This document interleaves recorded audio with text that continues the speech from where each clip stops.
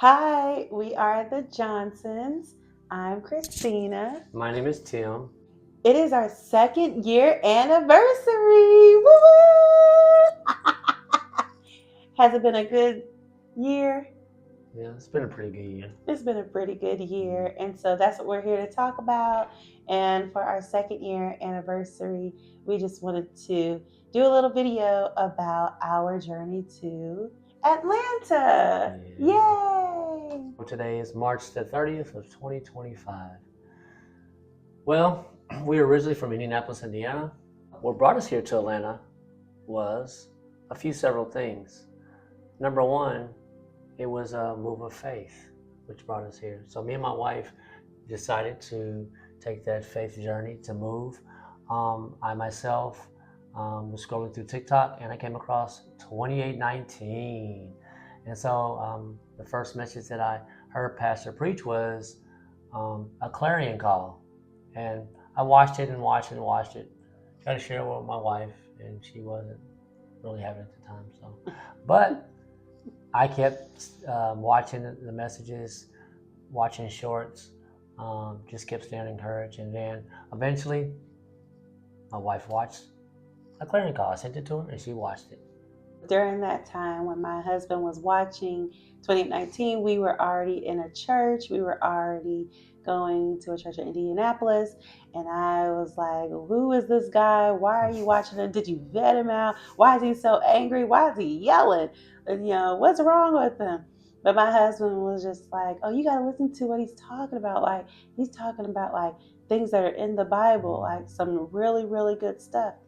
And so, instead of pushing me, my husband waited for me, and it was about maybe a few weeks later, I started to watch a clarion call, and when I did, I was like, oh my gosh, that was so good. And my husband was like, I told you so. So then we watched more and more sermons, more and more shorts on TikTok, and was like, you know what? We should go to Atlanta just to go. Yeah. We should go. So originally, I was supposed to take a job in Denver, Colorado, to be a sheriff, and for some reason, it just didn't feel right. So I tossed and turned, and I was like, God, what are you doing? Like, he was trying to tell me something, and so woke up one morning like, hey, honey, I know we're supposed to be in Denver, but what if we go to Atlanta? And so she looked at me and she said, yes, let's go. And so we visited Atlanta. Was it February? It was February 2024. We were active disciples, digital disciples, October 2023. That's when my husband and I became part of digital squads and squad. And so we became part of digital squads and like faithfully. Yeah. And then we were like, let's go to Atlanta. And in between that time, my husband was juggling between a job in Colorado and for us to maybe move to Atlanta. And so we went to Atlanta, or we came here February 2024, just to spend just a few days here, just to check out different things. It was much more like a vacay, if you will, with purpose. Yes. And so for me, it's like I prayed and I told my wife, I said, Lord, let every day be a day of expectation. And it was a day of expectation. We met several people, whether it was on the Beltline, whether it was just out and about. God will allow people to give us their testimony and what brought them to Atlanta. What was their purpose for being here? I really don't recall anybody ever saying they came here for a job. Do you? No, actually, anybody that we talked to, they said that they just moved here just to move here. Yeah. They didn't have any job offers. They didn't have a home or anything. Like we met someone at a restaurant, and she and her mother they just came here to have a fresh start, and they were living in a hotel. And then you had some that we met on the Beltline. They said they just came for something different, and moved over to Douglasville because Atlanta, the city, the metro is just too much. It's just a lot going on. And anybody that we talked to just they just moved here just to move here. And so we thought that was very interesting even to hear on their move of faith and them just picking up and moving, Yeah, so like my wife stated before, we were both virtual digital disciples. We really got into it. We loved it. Had two good squad leaders, amazing. Danielle was her squad leader. Minister Don was my squad leader. Two very strong people. I would say disciples in the kingdom of God, and so we loved them a lot. And so when we came down here, I remember we pulled up and they were like first timers, and it was like the Johnsons. It was like, whoa, the Johnsons are here. The Johnsons are here. And at this time, I think the congregation wasn't as big. Maybe you were able to pull up, flash your lights, and they would know that you are a first timer, and you can park in the front. And I'm pretty sure we probably shown up maybe 5 or 10 minutes before service actually started, before the gathering started. So we walked up. There was no line at all. So if you can believe it, no line. And all we did, we went to the first timers tent and we basically said, hey, we're from Indiana. Y'all from Indiana? Whoa, everybody, Indiana in the house. Ah! And if you know my husband was like, me, I loved it. I was like, wow, this is awesome. And they let us right in. And at this time, you can just choose your seat. So we just walked in and just sat in a seat. And I remember before we got in there, it was just, everybody was just so nice. We both came from different churches, and so it was just so different to see the love of Christ being displayed for me and for my wife in 2019. I remember the first message we heard in person was, "Who is my real family?" Who's my real family? Who is my real family? And that's what Pastor Mitchell preached. It was an amazing message. At the time, he was still in Matthew. At the time, he was still in Matthew. Yep. And so I know for me, when he preached that message, I was going through a really tough season with my family. So I really needed to hear who is our real family, which is our spiritual family. Sometimes our spiritual family will become our real family. After it was over, everyone was like, "How was it?" It was like, it was amazing. We were just like so excited, and then we ended up meeting Elder Milton, and he was just phenomenal. He prayed with me. And there was another young lady, I can't remember her name, but they just prayed with us, and we told them that we were really praying about seeking God about moving to Atlanta, and that if we do, it was going to be a faith move. And so so we stayed here. I think maybe they say 5 days or something like that. 5 days, kind of just went to the gathering on Sunday. Yeah, got a taste of Atlanta, and then we went back to Indianapolis, and then that's when the prayer began to happen, to really see if this is if this is really where you want us to be. And so just when me and my wife Christina began to pray and began to really seek the Lord on this move, because it was going to be a faith move. At the time, we had 2 children, 4 years old little girl named Ari, and then we have an 11-year-old son named Andres. And then at the time, I was pregnant at the time, so I was pregnant at the time, and so during that time, I'm a teacher. My husband's a teacher, and we prayed, and then we were like, you know what? We're going to make that move. And that was around March 2024. So during this time, we didn't really tell anybody. And we were planning to move sometime in June because our summers were beginning to start. So during this time, we didn't tell anybody. Like the kids knew, and that was about it. And so by the time the baby shower came up for our baby, we had have Shemayim now, and in June we had our baby shower, and it was in June. Yes, it was in June. We had our baby shower, and it was exciting. It was good. We had our family, we had our friends, we had so many people show up.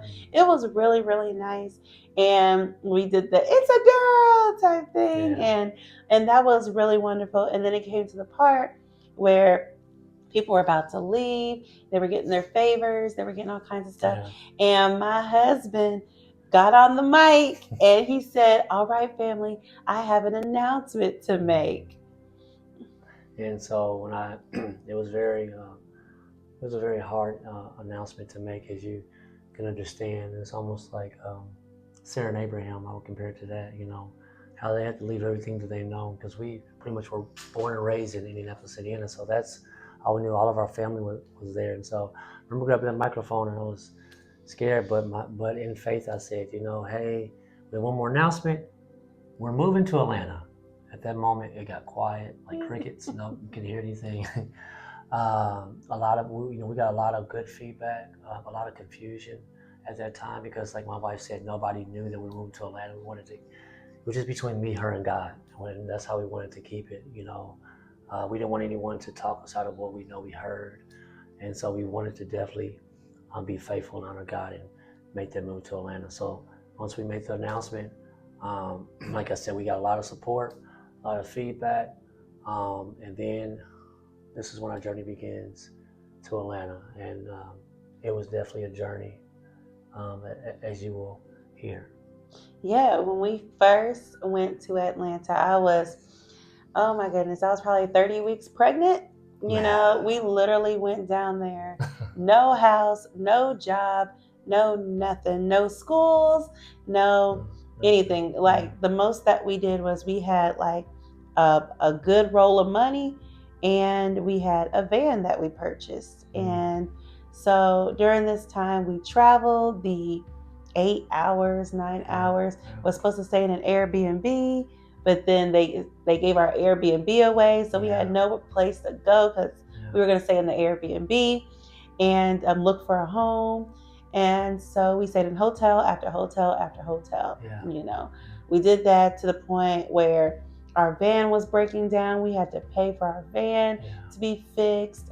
Thankfully, there were people at 2019 that knew a mechanic that could fix our van, and we were able to take our van to an old shop.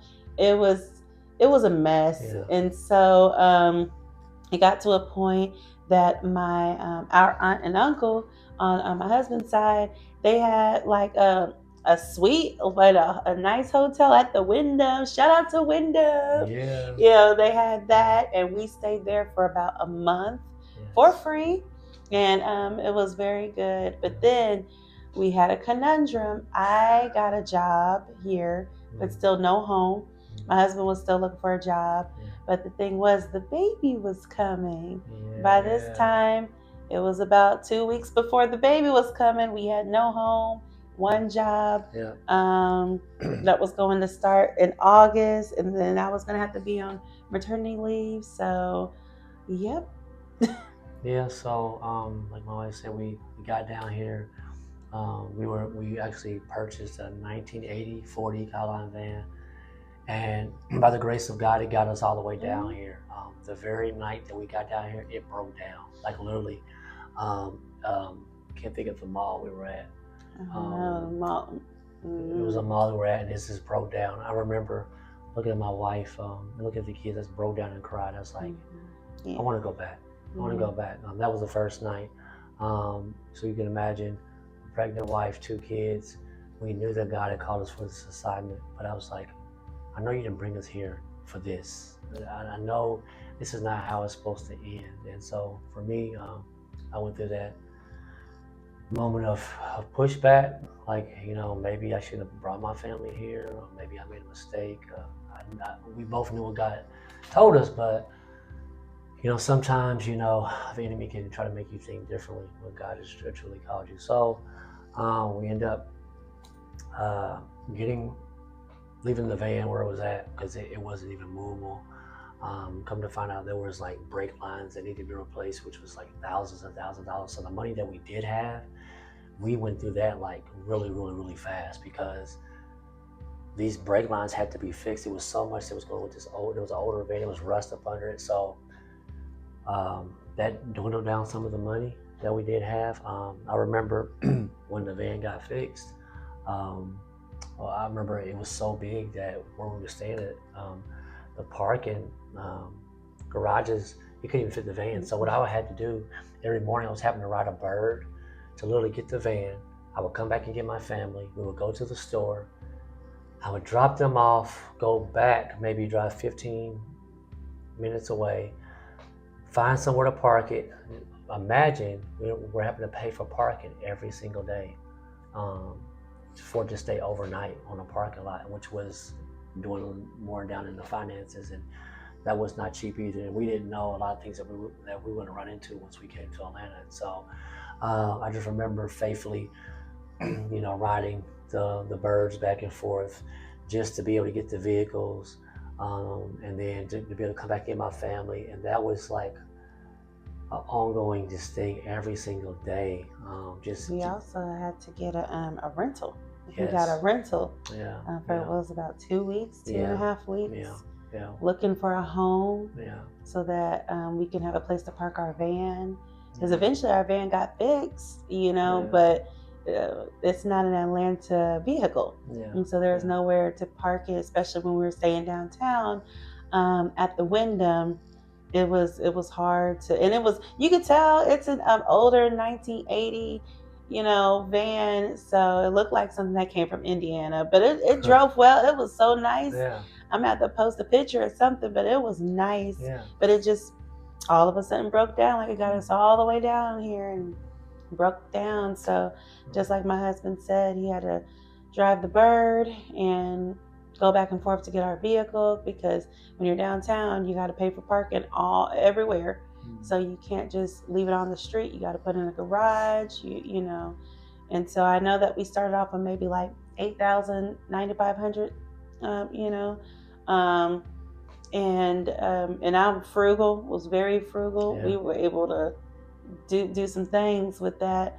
But it got to a point where it was the last day. We enjoyed the Wyndham. It was like vacation for us. We celebrated our first year anniversary. We celebrated our first year anniversary at the Wyndham.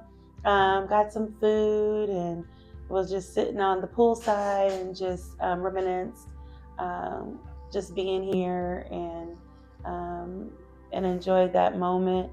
That last day, my husband kind of broke down, and I was like, let's just enjoy this last day while we're here. No, we don't have a place to live, and there was only me, one job. And then we called my parents, and we were like, we're coming back to Indy, because by this time it's about a week and a half out where I'm about to give birth.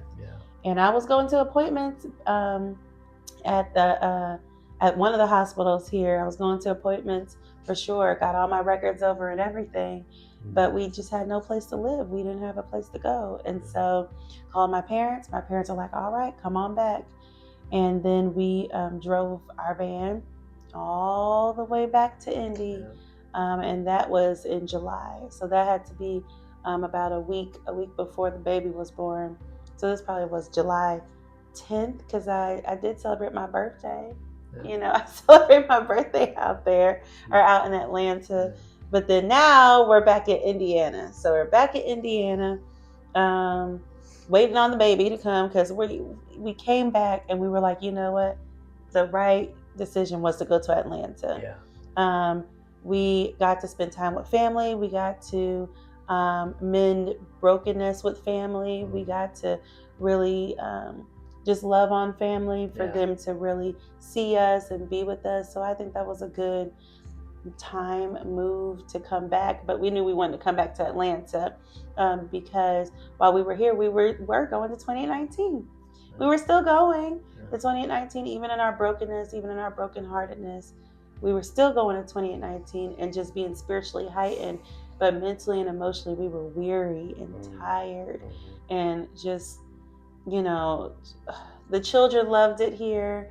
They loved going to 2019. They loved Atlanta in general. We went everywhere. They wanted to be here, but we didn't have a house. So back in Indiana, waiting on the baby to come. My mom and dad were so excited to have us. his mom and his stepdad were so excited to spend time with him. Brothers and sisters loved spending time with us. Friends were spending time with us. And then the baby was born. Yes. The baby was born. So number 3, Shemayim was born. And we were in the hospital. And when we were in the hospital after she was born, we were like, we got to get back to Atlanta.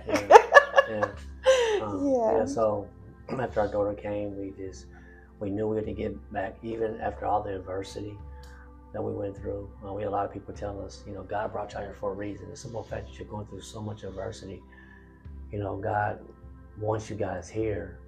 I believe it was, we came here for 2819 for sure. And we just stepped out on faith, and we wanted to actually see where God was going to use us elsewhere too, while we're here in Atlanta, to do different things. So after we had Shemayim, our daughter, we drove back in the van, and it was one of those drives that it was a very happy drive, but then at the same time it was a very weary drive, because we knew what we experienced the first time here, and it was just so we didn't know what we was really going back into. But the whole time it's our faith was it was so strong. Even our children were praying. Our son, he was things are going to be okay, and things are going to be all right. And, so his faith encouraged me, and it encouraged my wife at the same time. And so it's just so we got back to Atlanta. Mind you, this is a week after we had our baby. Yeah. So the thing is, we traveled with all of our stuff. We took our stuff out of storage, put it in a U-Haul, and at the time we sold our van. We were like, we just need a little bit more money because we hadn't been working at the time, and we sold it for a really nice, pretty penny. And so we got my Jeep, and because we already had 2 cars, and so we had my Jeep and we had a U-Haul. So that meant that I had to drive with my daughter, with our daughter, Ari and Shemayim, and then he drove the U-Haul with our 11-year-old. Yeah. So we took some time to get down there because we have a 1-week-old baby. Which means a lot of stops. So usually Atlanta to Indy to Atlanta is about 8 hours, maybe 9. It took us about maybe 15, 16 hours to get here because we had to stop. Yeah. We had a 1-week-old baby, and she's good. She traveled well. She wasn't a crying baby or anything. It was a pleasant drive, but we had to stop. We had to stop maybe every hour, 30 minutes for about 20 minutes. So, yeah. Yeah, and then also we had the other kids too, so they had to regroup. We had to eat. People had to go to the restroom, so that's where that 15 hours came in as well. And so after we got back here, it's just okay, we're here. Moved into an apartment. Yes. We did not find a home that we actually wanted because you look online for homes, you got to go see it. Yes. And so I forgot to say, in between that time, we did end up coming back to Atlanta sometime at the beginning of August to look at that apartment. And the apartment was lackluster. No, that's not even the word. That's not even the word. It was. I would say it was. It wasn't. It shouldn't have been rented out. It's not inhabitable. Yeah. We're actually still in the same apartment. Yeah. We're just against the white wall, so you can't see the apartment. But we actually came down here because the pictures, the deception of the pictures. But when you do things desperately and you want to be in a place and you know that you should be in a place and it's maybe this is it type of thing. We already put up a deposit, we put up money, we put up all of that, and came to see the apartment, and when we did, I think my son cried and my husband was like, no, but of course I was like, well, we have to start somewhere, and I will say, my husband probably doesn't know, I was probably I was upset in my head, what is this? I can't believe it. But I'm so optimistic sometimes, when to a fault, to want to see the best in the situation because we're here now, but we weren't here at the time. We backtracked. We came here a week before we actually moved. We came in here, we looked at the apartment. The apartment was a no, but we were like, we slept on the floor. We had our baby, we slept on the floor. We had our kids.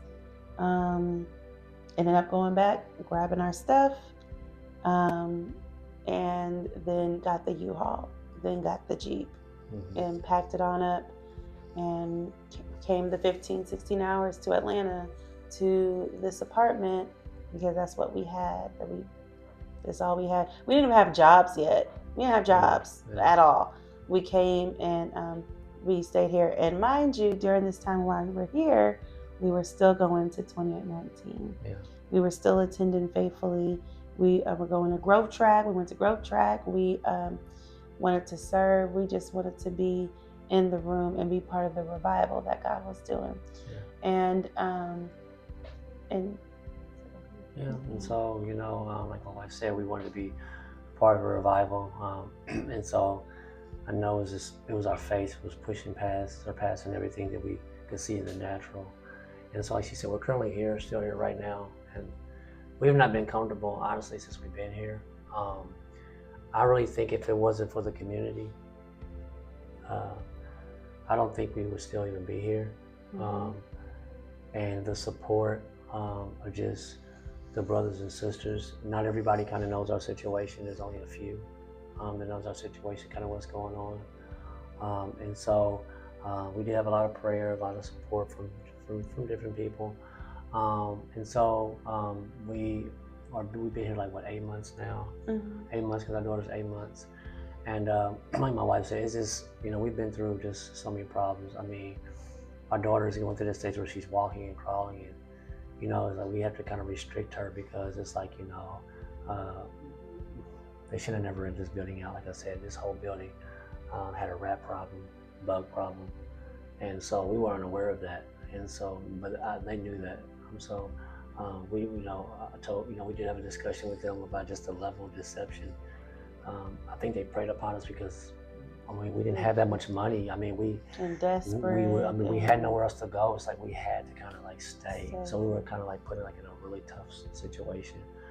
And so even to that, we were making calls to have stuff fixed. They were not fixing stuff. They were complete, saying work orders were complete and all that. Just very, very nasty attitudes from the front people who worked at the office. I mean, we went through a lot. I mean, it's been 8 months now, and they're just now putting in a dishwasher. Because it's a new manager now. Yeah, and so my wife was very uncomfortable even going to the kitchen and cooking. So a lot of times it was just like, eat something quick, because my wife just couldn't go in the kitchen, and I couldn't blame her, the fear of seeing a rodent crawling. And at this time, we are now serving at 2819. So it's like we haven't stopped going to the gatherings. Like we've been going to the gatherings and enjoying 2019. I feel like that is the most peace that we would have, whether we're serving or not serving. My husband jumps for joy and worships like he loves the worship like no other. And so like he could be serving and worshiping, And so so at this time now we are house searching because we're giving it one last shot. That's how I feel. One last shot. Been praying. Others have been praying for us. A little bit more people know the situation because we are still part of squads. Squads. So we are still part of squads, but we're in in-person squads. If you're not in a squad, get in a squad, okay? And so, but now we're looking at homes, and I know that in my squad, I kind of said that I just want to go back to Indiana and just be a digital disciple, But I know God's going to bless, and so that's what we're looking for now. It's 8 months. Our lease is up in August. The manager says she can transfer us, but at this time it's like, that'll be great to transfer because as my husband said, our daughter is crawling. By the time it gets to she's already cruising. She's 8 months in cruising. Want to walk. Like, she is ready. She doesn't like to be confined in her area. So we are fervently looking, fervently praying, looking in different areas. By the way, we live in Riverdale, so Clayco. It's almost Clayco. It's almost like saying Jesus is from Nazareth. Does anything good come out of Nazareth? We live in Riverdale. Does anything good come out of Riverdale? And so so that is our story. That is where we're at right now. It's been a very interesting 2 years for us, and it's been a very interesting year of just faith move, trusting God, seeing what faith really looks like. Like, I am a type A girl, and not having a plan is hard for me, but I trust my husband, I trust God. But it's like we're just in waiting and patiently waiting on when our time will come for a home. Like, we're just looking for a home. We have positions, we have jobs. We have jobs. Yes. God is good. Yes. We have jobs, but now it's like we just waiting on God for our home. And it's not even, rented home, purchased home, rented apartment, anything better than this, so that we can be comfortable and enjoy being here. And so for me, it's like we also said whatever house that we get, we said we would call it the tabernacle, just a place to come, a house of prayer, a house where people can come and feel welcome. A house where God dwells. Yeah, we even said that we would give the very foundation of the house to God. And every house we go into now that we go see, we're like, oh well, we can have squads over here. So it's like we're already pretty much planning. We haven't even become squad leaders yet, but we're looking for houses that can be used for the kingdom of God. So it's not just about us. It's not just about us. It's about God using whatever foundation He gives us to be able to keep building the kingdom. And so while we're house searching, we're keeping in mind those things too, those spiritual things too. So I just wanted to throw that out there too. So So that is our story, and thank you for listening, and thank you for giving us the opportunity to share our story. Now, like I said, not a lot of people know our story, and I think it's very important for people to hear our story, because this was definitely a faith move. Like, my wife told me tonight, I'll say this, she said, I want to go back. And for me, it was me maybe 5-6 months ago. I was the one saying, I want to go back. And so I just think, I just told her, and I said, something has to happen. Like, I don't know where it's going to come from. And I even say, anytime anything happens, I'm like, you know what? We saw that, or this happened, that happened. God has to be doing something big for us. It has to be big. Yeah. It has to be really big. Yeah. Like, He's preparing us for it. We just don't know when, and we don't know what it is. So I think, we don't want to go back. That's, we want to be obedient to God when He told us. Mm-hmm. But it's just, sometimes, when you put in certain situations, you have to do certain things. And so just asking whoever sees this video, please stand in agreement with us. Just pray for us, please. We really need prayer for spiritual strength, especially me as a husband. And I know my wife, she needs a lot of guidance. And so we are actively in a squad. We both were serving at 2019. So we're definitely active in spite of everything going on. We still are active. And so I'm just really trying to be obedient and really trying to see what God's going to do. So thank you so much. We really enjoy you. We love you, our 2019 family. And we'll see you soon. Bye. That